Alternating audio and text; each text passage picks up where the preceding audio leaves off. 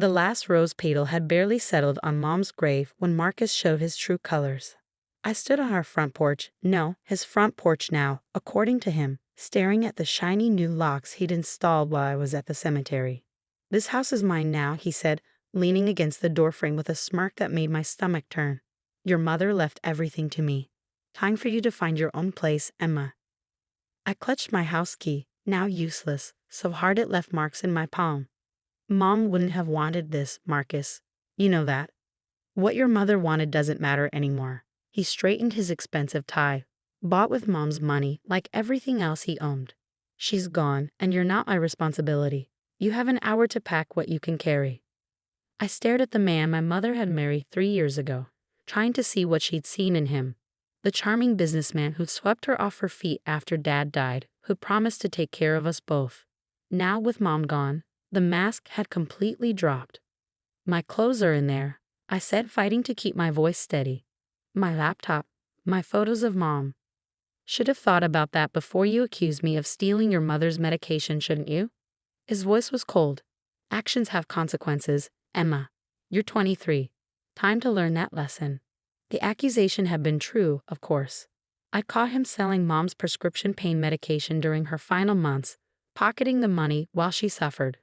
But when I tried to tell her, he convinced her I was jealous, unstable, trying to come between them. She'd been too weak, too medicated by then to see through his lies. "Fine," I said, straightening my shoulders. "Give me my hour." He stepped aside, gesturing mockingly for me to enter. The house I'd grown up in, where Mom and Dad had raised me, felt foreign now. Marcus had already started changing things, moving Mom's beloved artwork into the garage, replacing family photos with his tacky modern prints. I headed straight for my room, grabbing my backpack and the duffel bag from under my bed. What do you pack when your life is being erased? I took what clothes I could fit, my journal, the photo album I kept hidden in my closet. My hands shook as I grabbed Mom's old silver locket from my jewelry box, the one she'd given me the week before she died. "Keep this safe," she'd whispered, pressing it into my palm. "And remember, sweetheart, things aren't always what they seem." At the time, I thought it was just the medication talking. Now, looking at the delicate engravings on the silver surface, I wondered if there had been more to her words. 30 minutes, Marcus called up the stairs, his voice laced with satisfaction. I moved faster, grabbing my laptop charger and the small box of photos from under my bed. My eyes fell on the painting above my desk, a watercolor of our old lake house that Mom had done years ago. I reached for it, but Marcus appeared in the doorway. "The artwork stays," he said firmly.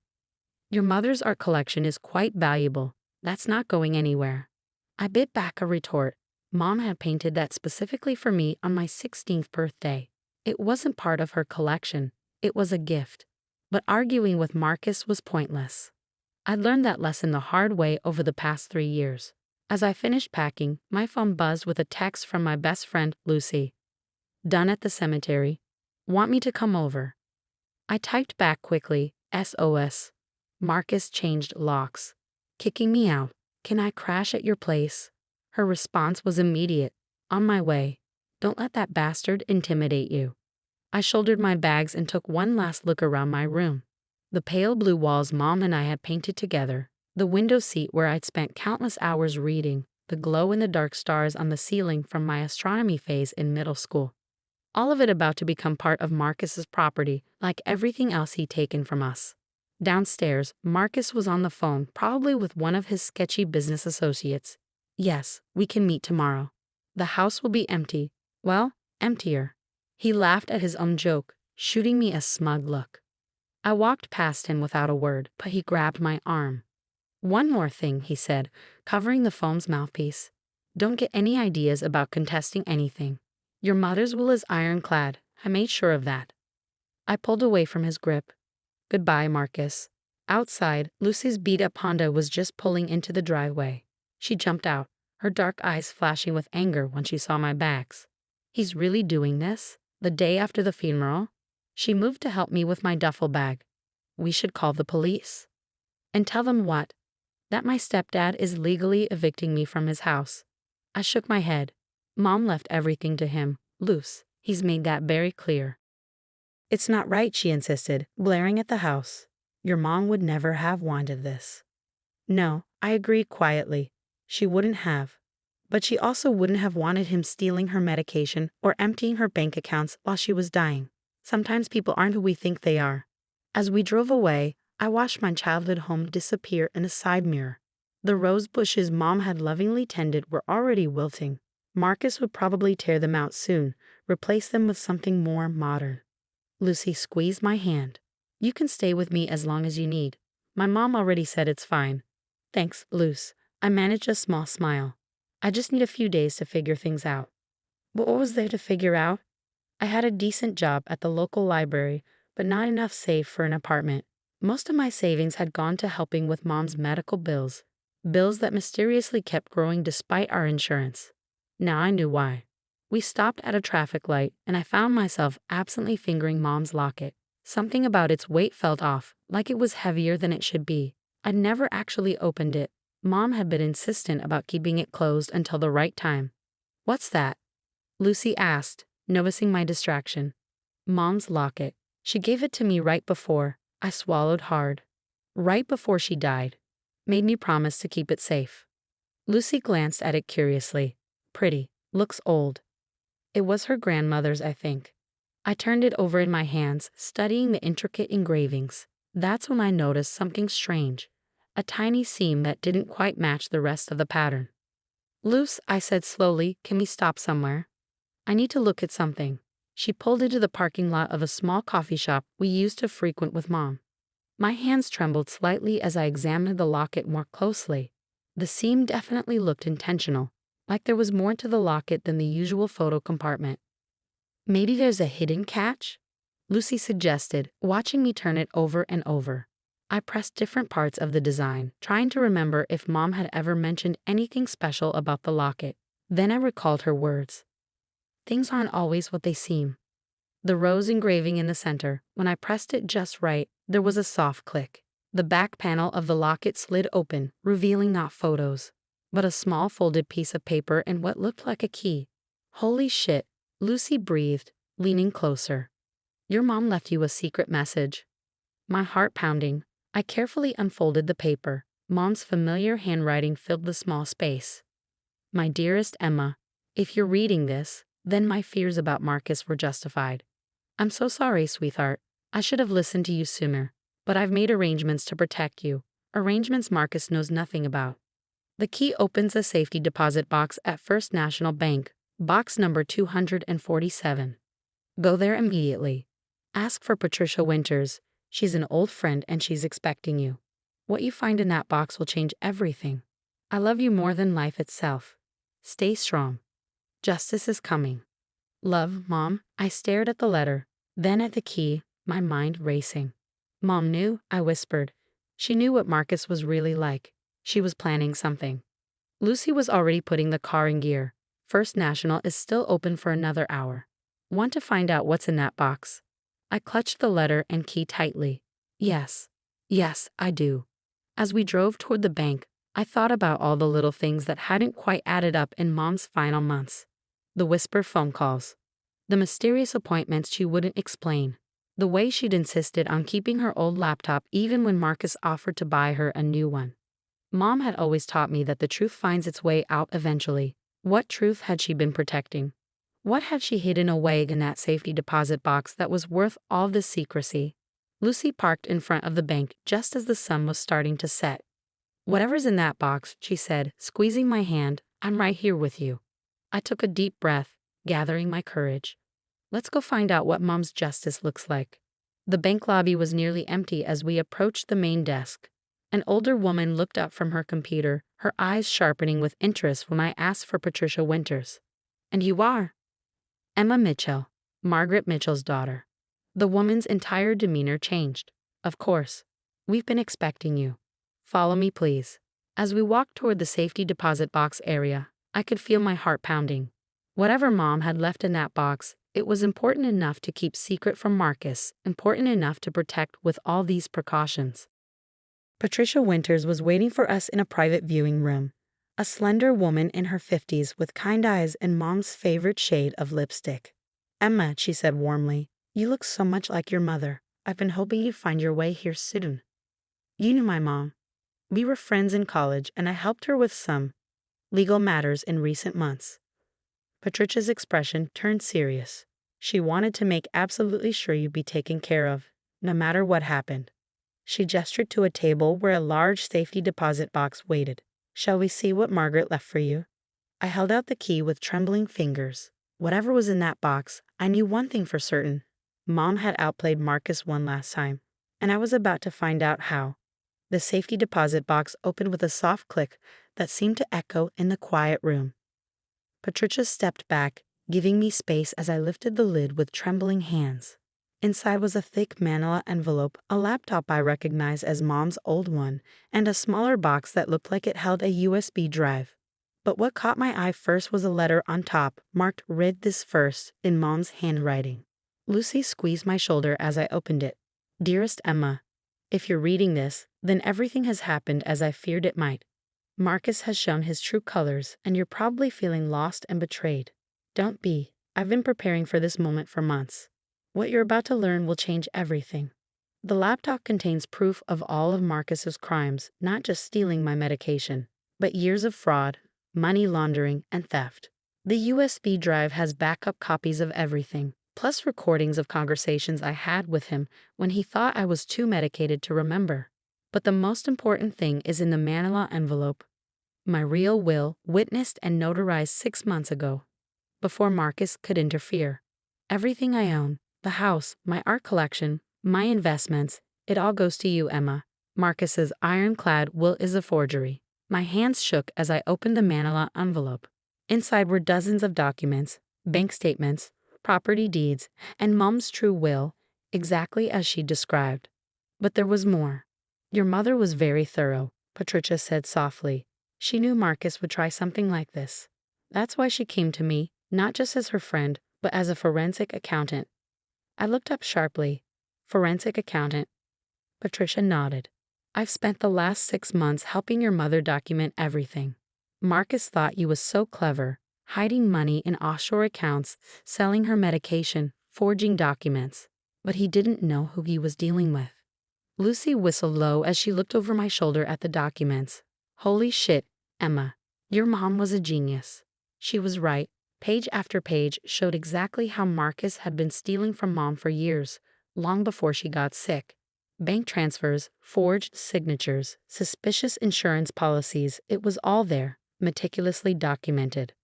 There's something else, Patricia said, reaching for the small box with the USB drive. Your mother made a video statement. Would you like to see it? I nodded, not trusting myself to speak.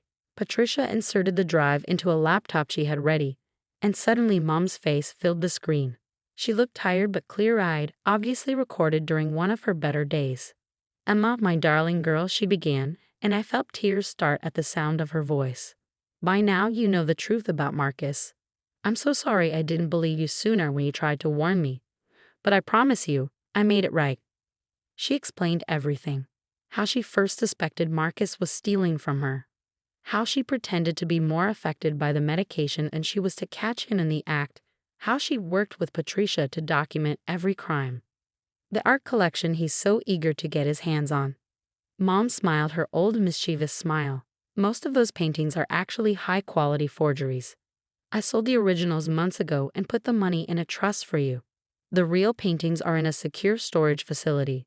Patricia has all the details. I couldn't help but laugh through my tears. Even at the end, Mom had been 3 steps ahead of Marcus. But the most important thing, Mom continued, her expression growing serious, is that you understand why I did all this.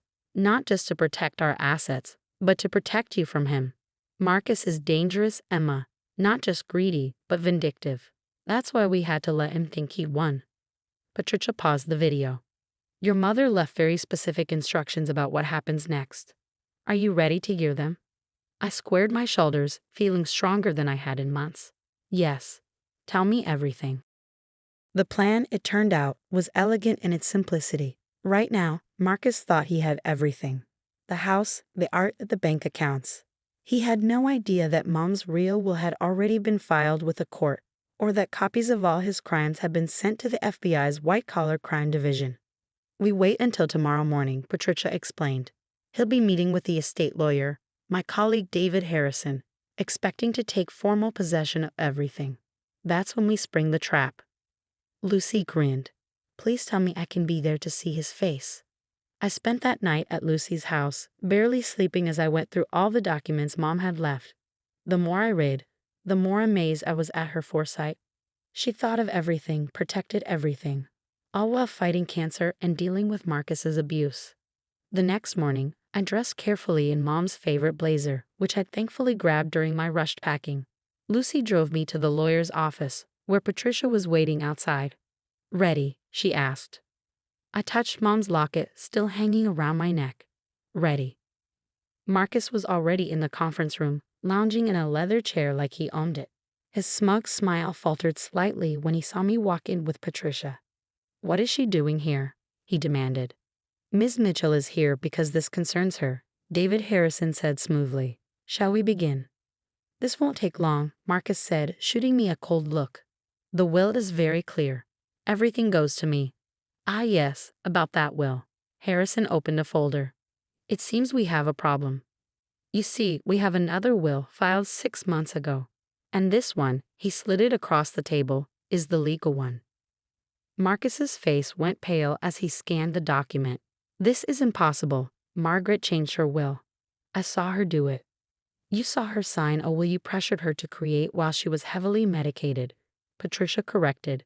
"A will that, by the way, has already been proven to be forged. The FBI is very interested in discussing that with you." "The FBI?" Marcus laughed, but I could see sweat breaking out on his forehead. "This is ridiculous. You can't prove anything." I pulled out Mom's laptop and the USB drive. "Actually, we can prove everything. The medication you stole and sold. The money you laundered through fake companies. The art you tried to sell behind Mom's back." She documented all of it. "You're bluffing," he snarled, but his hands were shaking. "Margaret was many things," Patricia said quietly, "but she wasn't stupid. She knew exactly who you were, Marcus. She just made sure you wouldn't know who she was until it was too late." As if on cue, 2 men in suits entered the conference room, showing FBI badges. "Marcus Thompson, we need you to come with us." What happened next was almost anticlimactic. Marcus tried to run, made it as far as the elevator before the agents caught him. He was still screaming threats as they led him away in handcuffs. "Your mother would have enjoyed that," Patricia said, smiling as we watched from the window.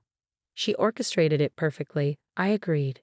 Even from beyond the grave, she made sure justice was served. The next few weeks were a whirlwind of legal proceedings and revelations.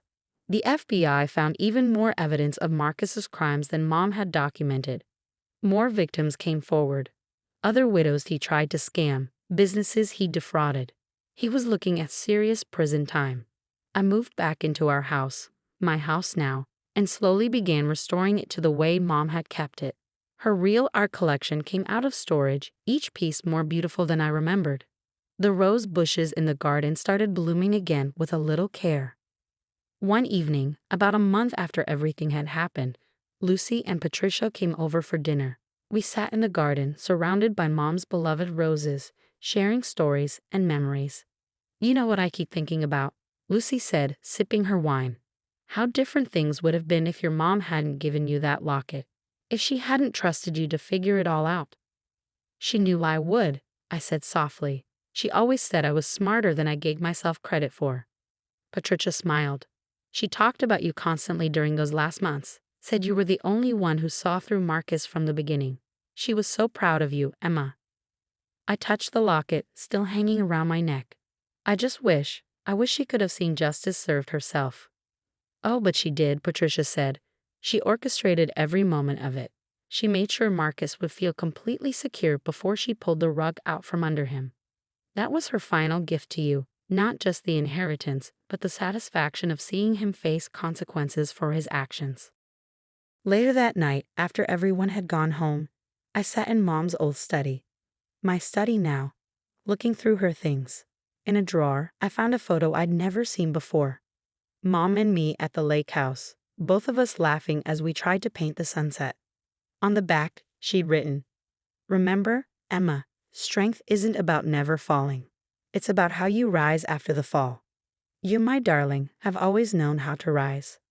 I placed the photo on my desk, next to the painting of the lake house I'd managed to rescue from Marcus's garage. Mom had been right. Justice had come, in its own time and in its own way.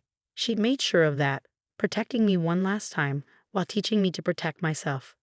The roses in the garden were blooming more beautifully than ever now, their scent drifting in through the open window.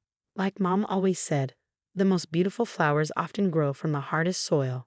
You just have to be patient enough to wait for them to bloom. Marcus would spend years in prison, his crimes finally exposed to the world. The money he'd stolen was recovered, the people he'd hurt would see justice served.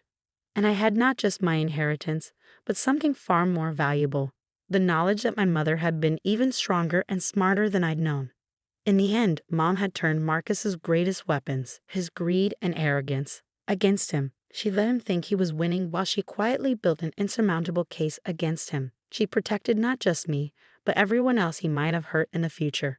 That night, I added my own note to the back of the photo.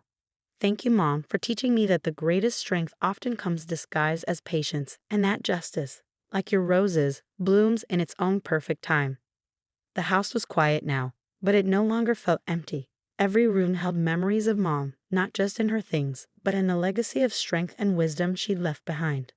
Marcus had tried to take everything from us, but in the end, he'd lost everything himself. And somewhere I knew Mom was smiling that knowing smile of hers, satisfied that justice had finally bloomed like her beloved roses, slow to grow, perhaps, but beautiful in its time.